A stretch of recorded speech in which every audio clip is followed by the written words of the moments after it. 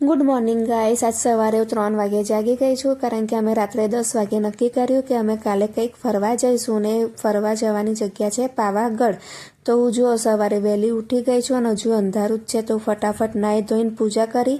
ત્યાર પછી મેં ક્રિશિવને ઉઠાડ્યો, નવડાવીને એને કપડાં પહેરાયા તો એ પાછો સૂઈ ગયો અને પછી પરીને ઉઠાડી તો પરી પણ તૈયાર થઈ ગઈ અને અમે લોકો અમારો રથ લઈને નીકળી ગયા પાવાગઢ જવા માટે। તો અમે રસ્તામાં નીકળ્યા તો આજુબાજુ કંઈ જ દેખાય નહીં અને સૂમસામ અને બહુ જ ઠંડી હતી।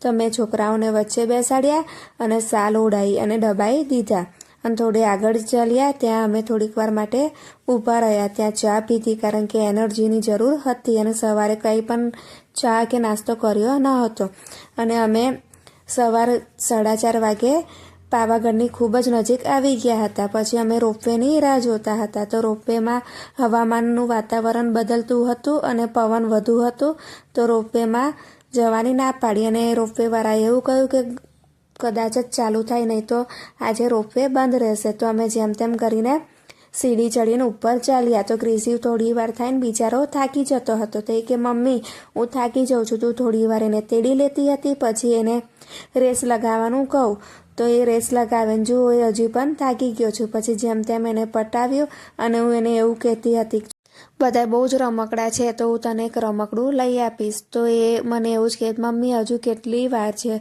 હજુ કેટલું દૂર છે। તો હું એને કહું બસ આ 4 પગથિયાં ચડી જા, પછી આગળ રમકડા જ રમકડા છે, એમ જેમ તેમ કરીને ચલાવીને હું આગળ લઈ ગઈ અને પરી અને એના પપ્પા બંને જણ ધીમે ધીમે ચાલીને આવતા હતા અને અમે થોડે આગળ ચાલ્યા।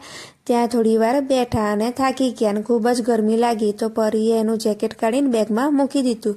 પછી ક્રિશિવને અમે બતાવ્યું કે જો આ જગ્યાએ આપણે ઉપર ચડવાનું છે, આપણે ખાસું એવું ઉપર આવી ગયા છે અને ફાઇનલી મિત્ર અમે લોકો પાવાગઢની હદ સુધી આવી ગયા છે। પછી અમે ઉપર ગયા અને મંદિરમાં દર્શન કર્યા અને માતાજીના આશીર્વાદ લીધા અને અમે થોડી વાર ત્યાં ફર્યા। પછી થોડો થાકી ગયા હતા તો અમે પાછળ બેઠા, તો ત્યાં ઢોલક અને ધજા લઈને બધાએ આવ્યા હતા।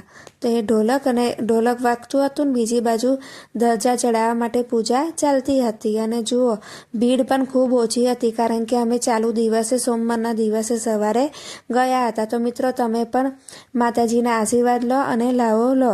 તો જુઓ મિત્રો હું ચારે બાજુ વાતાવરણ બતાવું છું, કેટલું સરસ વાતાવરણ છે અને ઉપર અત્યારે ધજા પણ ફૂલ જોશમાં ઉડતી હતી અને ક્રિશિવ પણ એવી એક્ટિંગ કરતો હતો, મમ્મી ધજા આમથી આમ ચાલે છે એનું બધી બાજુથી વિડીયો બનાવતી હતી। તો પરી પ્રસાદી લઈને બેઠી અને પ્રસાદ ખાવા બેઠી, ત્યાં તો બીજી ધજા પણ આવી ગઈ ને એની પૂજા કરવા પૂજારી પણ આવ્યા હતા, તો એ લોકો પૂજા કરતા હતા। પછી અમે લોકોએ દર્શન કરીને ત્યાંથી નીચે ઉતરી ગયા, તો ત્યાં નીચેથી ક્રિશિવે અને પરીએ બંને જણે રમકડા લીધા। રમકડા લઈને અમે લોકો પછી ઘર તરફ આવવા માટે નીકળી ગયા અને અમારો દિવસ આમ જ પૂરો થયો।